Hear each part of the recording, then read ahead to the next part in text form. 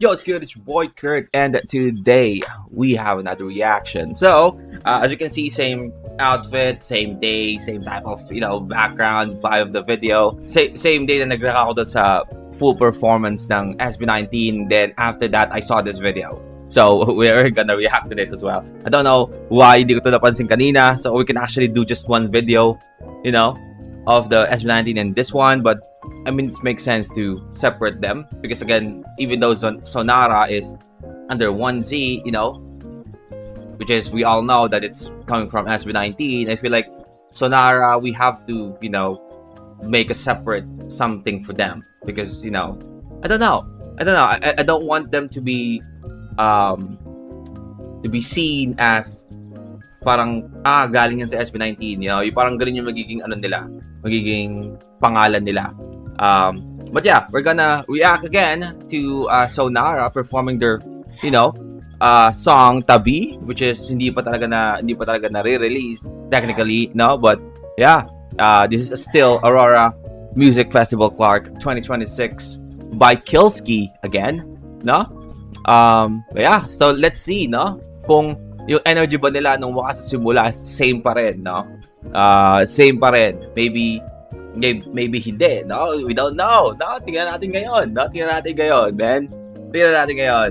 Without no further ado, let's get it. Are you ready to meet the future of people? Future? Kaya naman, Clark, let's make some noise and show your energy for Eureka, Ella, Dominique, Tin, Megumi, Lay, and Nami. Megumi. Sonara! Let's go. Let's see the vibe. Vibe check.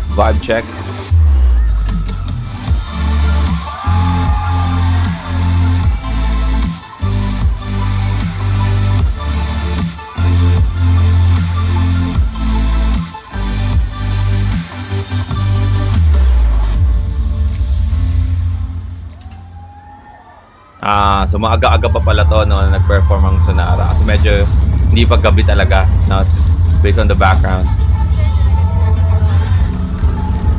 Wow, meron na rin silang intro video.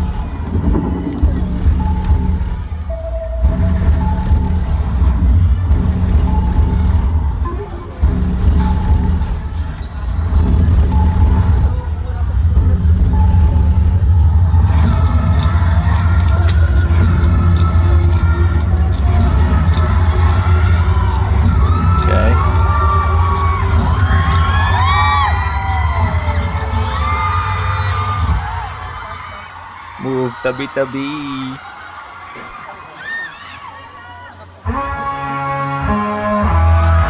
Let's see.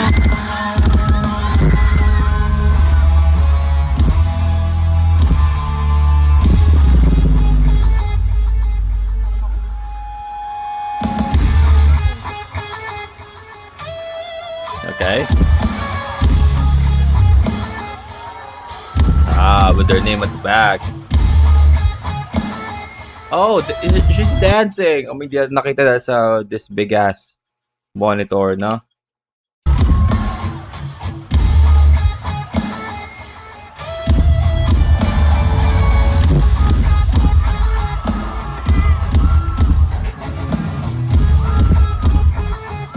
Hey, graceful,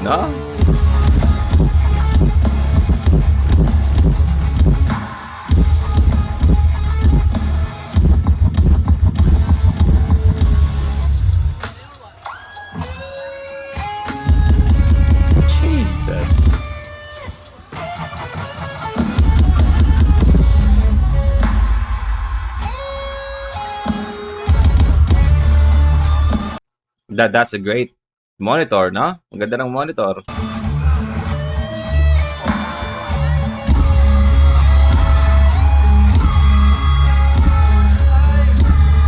I forgot her name, but siya yung sinasabi na parang yung vibe niya is parang kay Justin.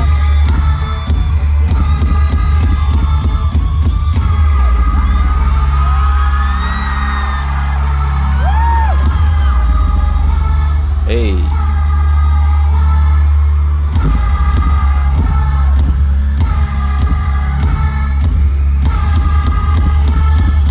Why do we have these guys?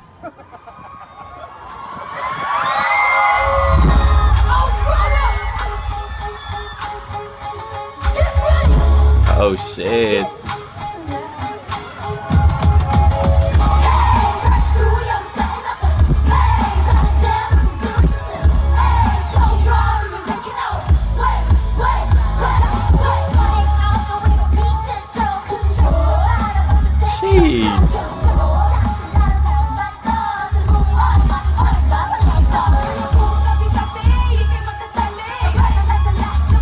Oh shit, this Queens is not using a backtrack as well. What the fuck?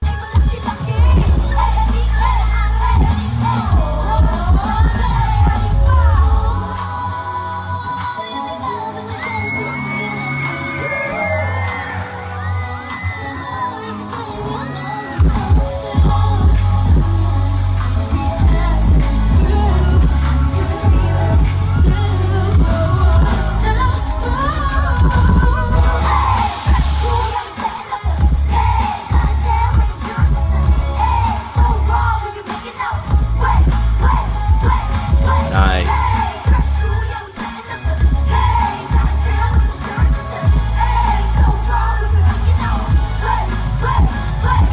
They can dance, man. You cannot, ano na, say na they cannot, no? They can dance. Hey.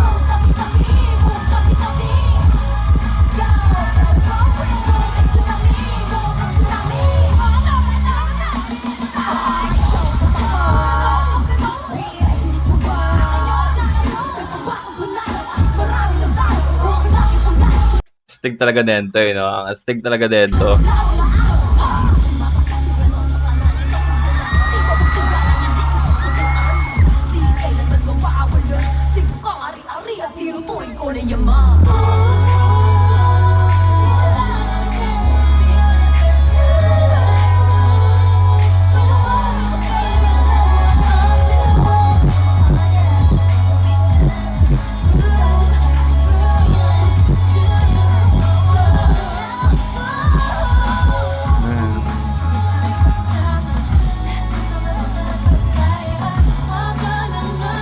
Naalala niyo yung yung may video na in-upload na parang nag-dance practice sila.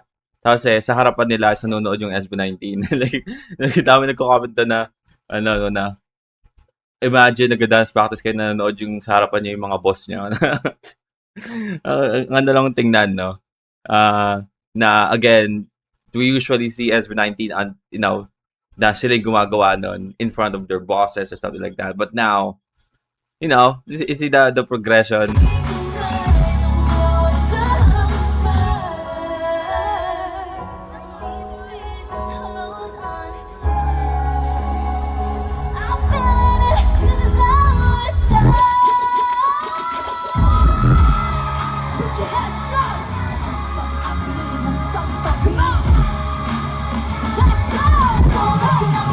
Hey, hey.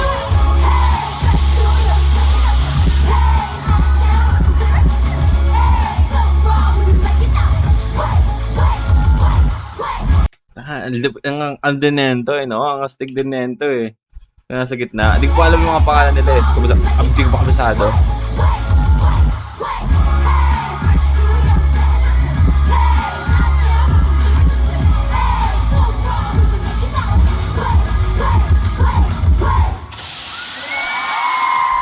Let's go, man. I mean, save vibe check, man. Wala nagbago, no? Wala nagbago. Same, man. This girl group is gonna fucking shake P-pop, no? Looking forward sa iba nilang kanta, man. Looking forward sa iba nilang kanta.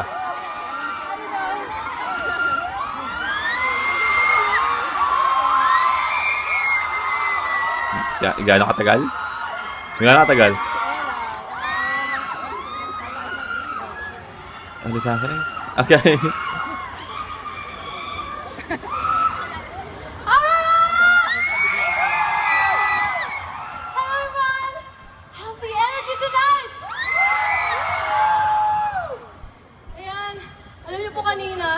mga nakita akong mga galing pa sa Bukas at Simula. May tanong po ako, namiss niyo po ba kami? Galing pa ng wakas simula, no?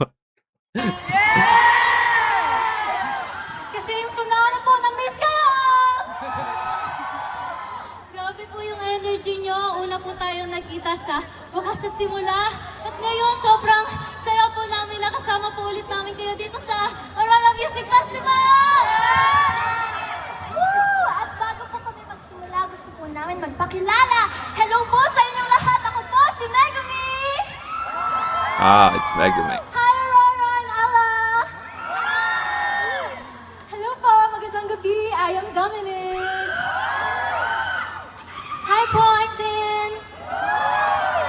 Hello everyone, I'm Len. Hello po, I'm Nami. Wow, okay. Chill out.